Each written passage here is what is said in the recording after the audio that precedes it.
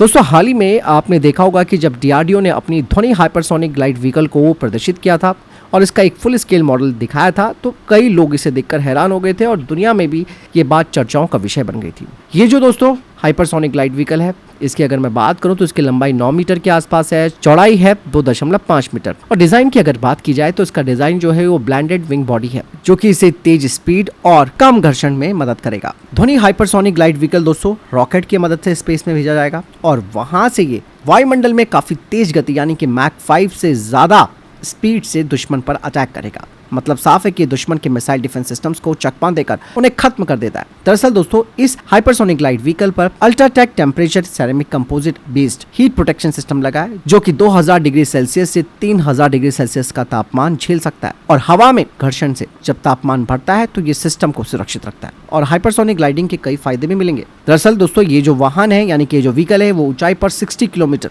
Glide करता है, जिससे कि रडार की पकड़ में नहीं आता और उड़ान के दौरान ये अपनी दिशा को भी चेंज कर सकता है। इसे लिफ्ट टू ड्रैग रेशियो के हिसाब से डिजाइन किया गया है ताकि हवा में कम रुकावटों से लंबी दूरी तक ये उड़ सके। पहली बार दोस्तों जब इस रॉकेट को छोड़ा जाएगा तो ये अनपावर्ड ग्लाइड मोड में चलेगा, यानी खुद की कोई मोटर नहीं होगी, बस हवा में उड़कर अपने टारगेट तक पहुंचेगा। इसका स्टेल्थ डिजाइन है, मतलब साफ है कि रडार क्रॉस सेक्शन कम होगा और ये तेजी से, जैसे मैंने बताया, कि दिशा बदलने की इसमें क्षमता होगी। हालांकि डीआरडीओ ने अभी तक इसकी रेंज का खुलासा नहीं किया, लेकिन रिपोर्ट्स बताती है कि इसकी ICBM क्लास की रेंज हो सकती है, यानी हजारों किलोमीटर तक ये मार करने में सक्षम है।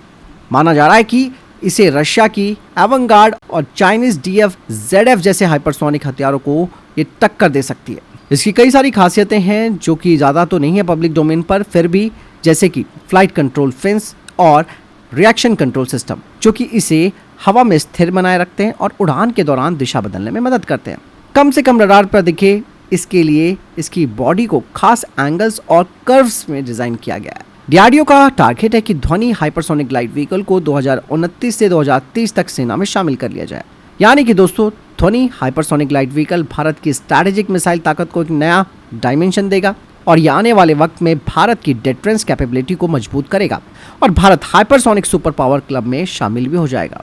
बहुत सारी चीज़ें हैं दोस्तों जिस पर इस वक्त काम किया जा रहा है और ध्वनि प्रोजेक्ट दोस्तों एक ऐसा ही प्रोजेक्ट है जो कि भारत को दुश्मनों के ऊपर स्ट्रैटेजिक बढ़त दिलाएगा।